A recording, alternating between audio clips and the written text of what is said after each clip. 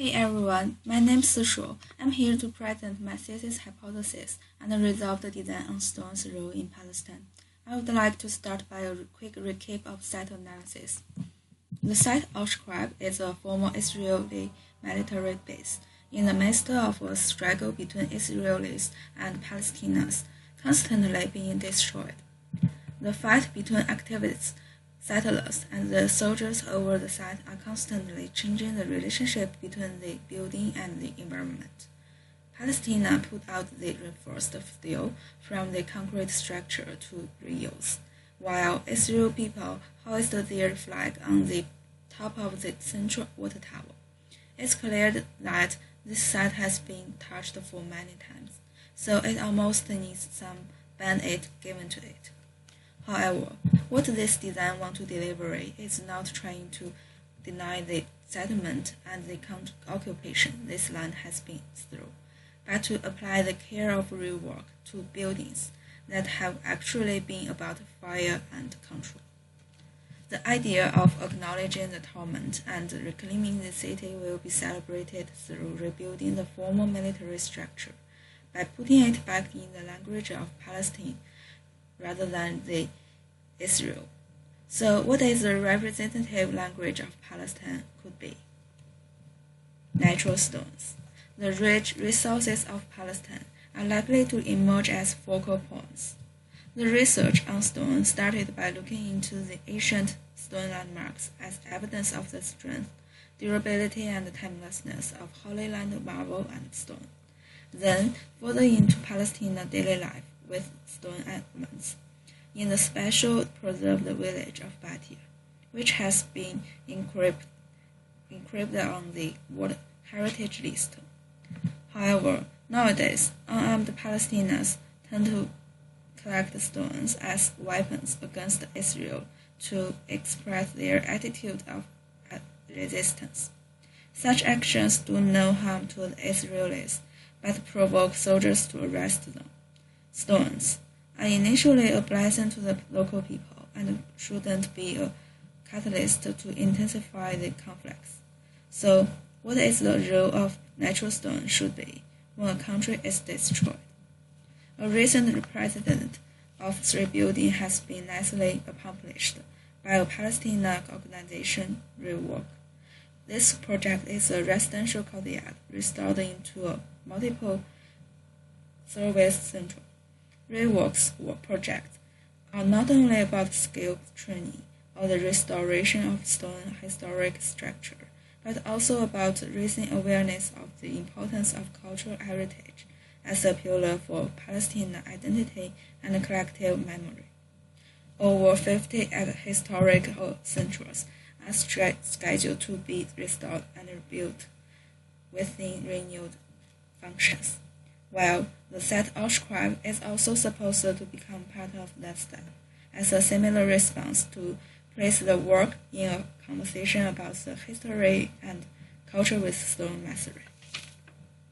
The project will be in progress, focusing on rework and education of traditional stone masonry skills, and using the stone material delivered from the Palestine area. The rebuilding will be started from documenting the existing building, then demolishing the previous concrete structures, letting it go, and rebuilding. The whole project will be separated into 4 stages, and each building will go through those same processes, while the central water tower will be preserved as a landmark with the memory of previous graffiti and historical traces. During this period, the temporary stones training workshop will be added as the facilities to support those activities. Constructions of watchtower and building A begin at first. This also provides local people and children first impression of traditional stone skills and construction machines outdoors, while buildings B and C are reused as training workshop, locker room, and dorm to serve the project within 2 years. After the completion of the first building, the building B will start to be rebuilt. At this time, students and visitors can get involved in building architectures under the guidance of workers, especially using traditional tools to build stone walls.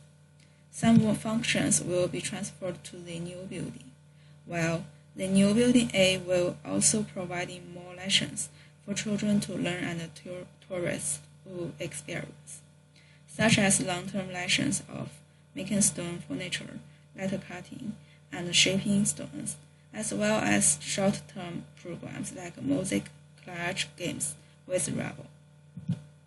After a year, when the building B is completed, building C begins to be rebuilt. As most of the buildings are built and put into use, the site may attract more visitors to learn about stone masonry, culture, and construction knowledge. The exhibitions in Building B will offer the opportunity to have a quick tour of traditional tools and the construction process. Welcome to the final stage. The plaza has already been separated into several experimental areas, including outdoor exploration area of pavement and stone walls. The buildings will be existed as a permanent training workshop with the function of tutorials and a display area that showing the culture and techniques of stonework, as well as stone color and textures with the similar form of historic military structure. The whole building is completed with the participation of a variety of people, including professional workers, local people, children who need to learn a skill, and tourists interested in Palestinian stones, and will also welcome both local people and tourists in the future. For the next step, there will be another new center selected to be restored.